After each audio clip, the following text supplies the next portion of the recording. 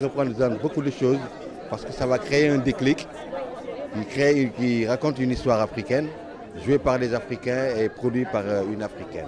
Donc c'est vraiment un tournant décisif pour le cinéma africain qui montre une autre manière et un autre visage de l'Afrique. Un truc magique, un truc de fou même. C'est vraiment de voir un film sénégalais avec de si bons acteurs. De faire du cinéma dans tout ce qu'on a à offrir au Sénégal. Je pense personnellement qu'on est assis sur un trésor. Il y a beaucoup de films qui sortent, donc je ne suis pas la première, mais c'est vrai que participer à ça, c'est mon rêve. Ça a été mon rêve depuis très longtemps. La première fois que j'étais sur un plateau, c'était il y a 15 ans, plateau de fiction. C'était pour l'expérience, c'était pour l'aventure.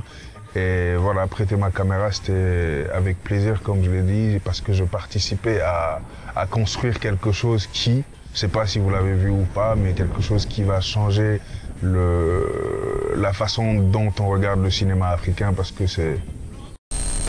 Parce qu'il y a des talents ici au Sénégal. Et aujourd'hui, je pense que vous l'avez vu avec ce film, que ce soit chez les acteurs, que ce soit chez les techniciens, que ce soit chez les producteurs, je pense que le travail s'est vu. Son tout premier long métrage et qui s'est associé au réalisateur franco-congolais Jean-Luc Herbulot. Ce jour-là, c'était vraiment une autre atmosphère. On sentait qu'on arrivait presque vers la fin du tournage aussi. Un film tourné en 5 semaines dans des conditions rudimentaires, faute de financement. En Afrique francophone, on a souvent des coproductions avec des productions françaises où c'est beaucoup de films d'auteurs. Qui font que on a de très beaux films qui sortent, on a de très beaux films en festival et tout ça. Et nous qui sommes dans les films de genre, on n'arrivait pas à trouver de circuit.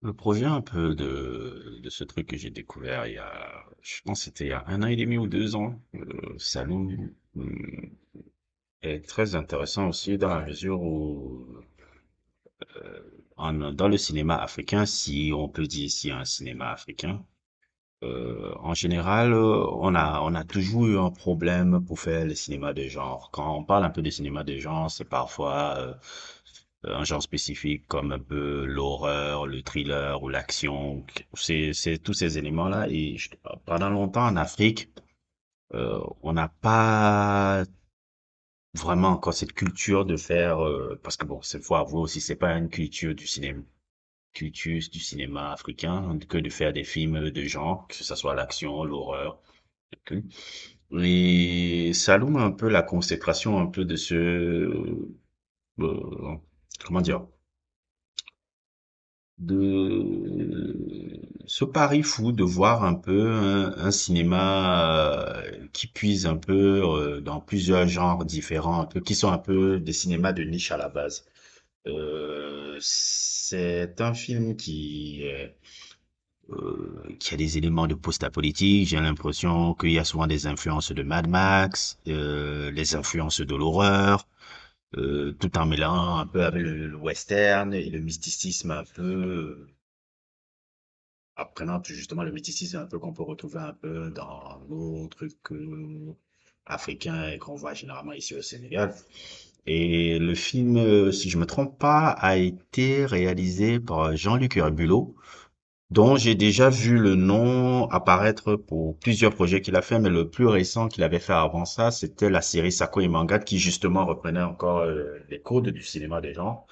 Dans Sako et Mangad, par exemple, bon, je mets dans la tête des gars, l'influence un peu, c'était une sorte un peu de arme fatale.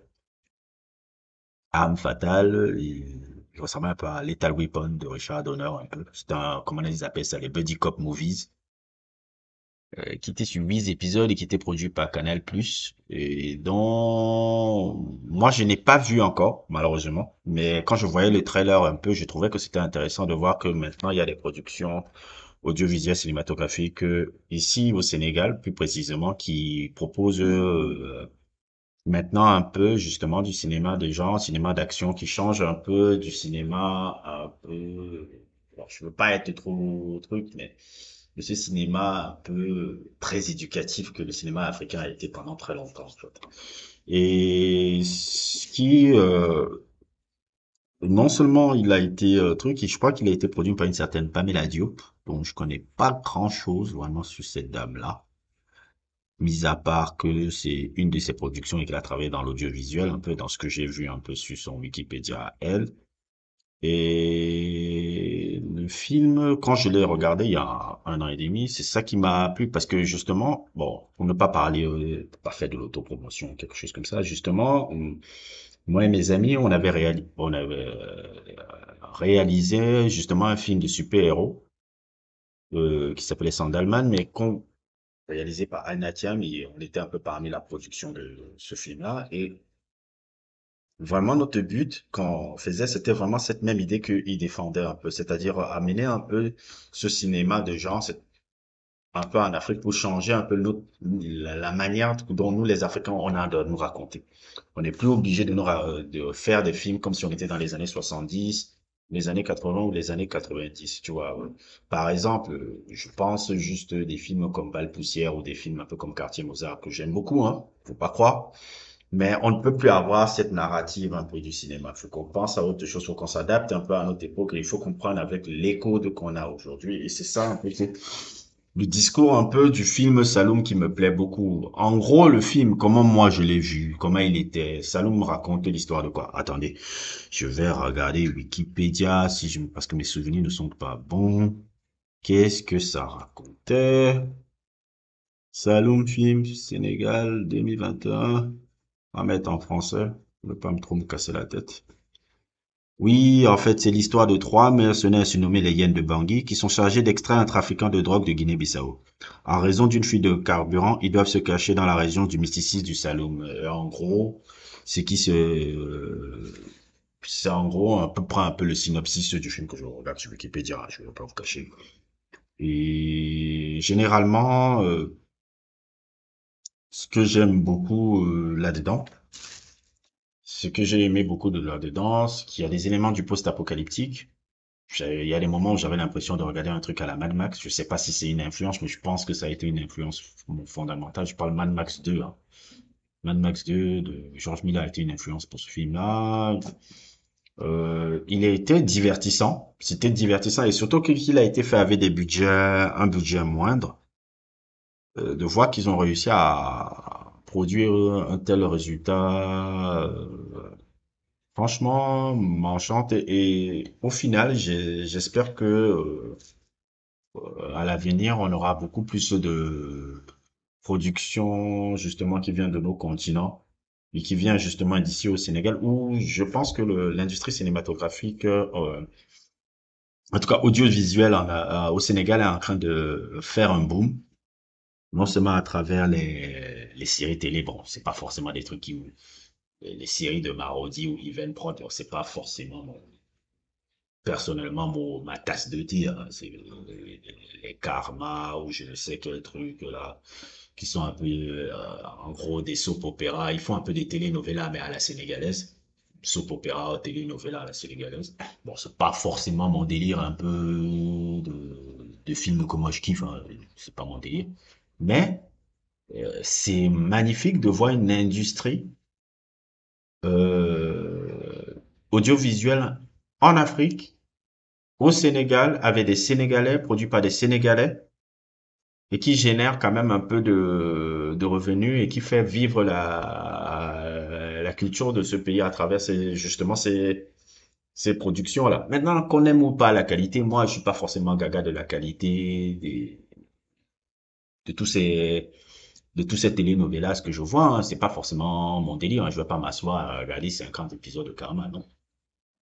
Mais je suis content de voir qu'il y a une industrie qui s'est faite. Je suis content de voir ça. Par exemple, il y a des années, il y a de longues années, avec mes amis, on était justement à parler de ce propos-là et de voir maintenant que 5 ans plus tard, 6 ans plus tard, il y a des gens qui commencent à mettre ça en place. Il y a des gens une industrie audiovisuelle qui commence à exister ici au Sénégal. Moi, je ne peux que valoriser ça, même si parfois certains trucs de télénovelas que je vois sur Marodi n'est pas mon délire perso. Mais je suis content de voir une industrie se créer. C'est ça qu'il faut, justement, pour que le développement culturel de ce pays avance. Parce que sans la culture, on n'avance pas. On pense souvent que ces trucs-là, c'est seulement du divertissement, mais c'est pas le divertissement, c'est pas le truc que tu arrives raconter ta culture. C'est pas forcément justement uniquement par les documentaires ou les trucs. Le documentaire a un vrai travail. Le documentaire a un vrai travail justement pour faire connaître vraiment ton travail, faire connaître la culture d'un pays, ça, parce que c'est un vrai travail sérieux. Mais le divertissement arrive à toucher des masses.